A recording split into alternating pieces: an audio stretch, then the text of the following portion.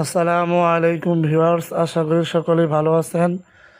আপনারা জানেন আমরা যারা বেলুয়া বহুমুখী উচ্চ বিদ্যালয় থেকে এসএসসি পাস করেছি, আমরা প্রায় কয়েকটি ব্যাচ মিলে মসজিদে অজুখানার জন্য একটি চালের ব্যবস্থা করতেছি।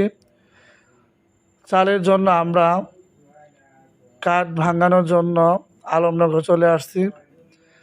আমার সাথে আসছেন বেলুয়ার মোহাম্মদ শিবলু এবং আমার সাথে আরও আসছেন আমাদের গ্রামের মোহাম্মদ চিরাভাই। আমরা কাঠ ভাঙানো শেষ করে পরের দিন আমরা গোপালপুর চলে আসি। গোপালপুর আসা হয়েছে টিন কেনার জন্য।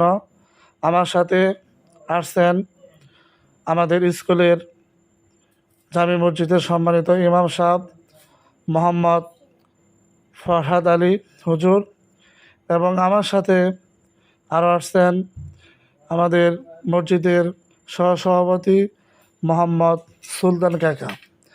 আমরা ছাত্ররা মিলে যে অজুখানার জন্য একটা চালের ব্যবস্থা করা হয়েছে, এখানে কিছু টাকার আপনার ঘাটতি আছে।